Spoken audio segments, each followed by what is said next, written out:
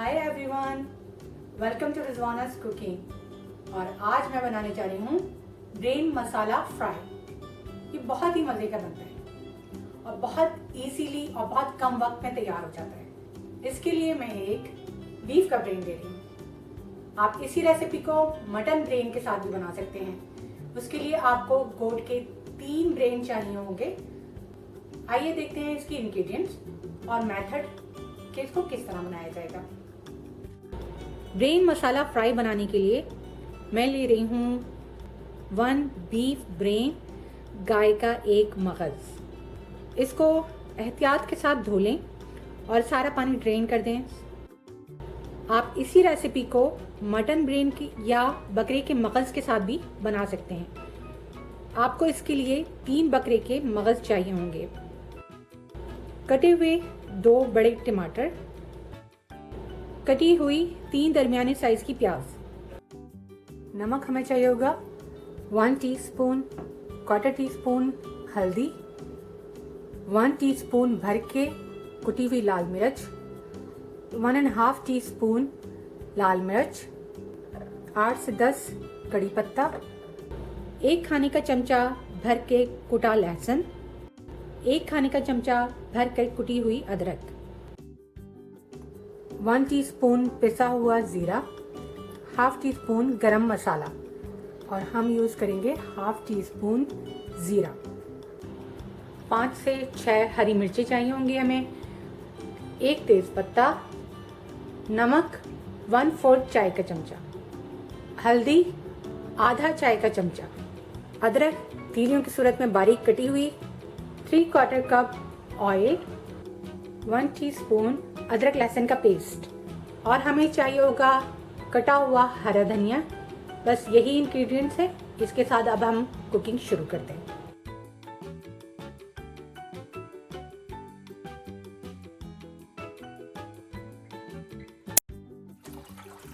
2.5 glass पानी डाल दें।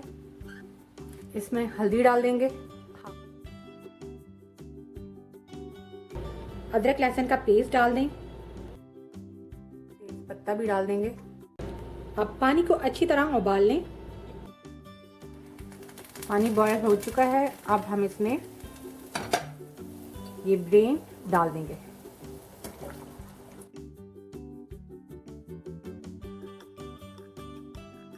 नमक डाल दें,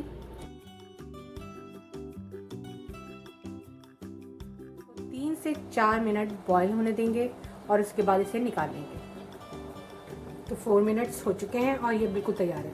चूल्हा बंद कर दें और इसको अब हम इसे निकाल लेंगे और फिर इसको साफ करेंगे।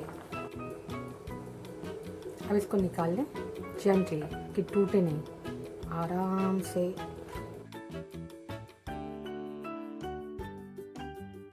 इसको बहुत ज़्यादा नहीं उबालना होता है क्योंकि ये पकता है फिर बाद में मसाले के साथ। और हल्दी इसलिए डाली जाती है ताकि इसकी जो स्मेल होती है वो ख़त्म हो जाए। अब इसकी क्लीनिंग करेंगे। अब ब्रेन में जो भी इस तरह वेन या झिल्ली नज़र आए पकड़कर निकाल दें। इस तरह सारा मगज़ साफ करें। सारी वेन और झिल्ली निकाल लेनी है इसमें से।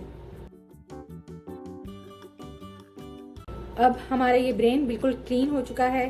मैंने सारी वेन और झिल्ली निकाल दी हैं। अब हम कुकिंग शुरू करेंगे। पैन को गरम करें और उसमें 3/4 कप ऑयल डाल दें। आप चाहें तो घी में भी बना सकते हैं, घी में भी बहुत मज़े का बनता है। ऑयल को अच्छी तरह गरम होने दें। इसमें ज़ीरा डाल दें और इसे भूनें। जब ज़ीरा भुन जाए लहसुन डाल दें, अदरक डाल दें,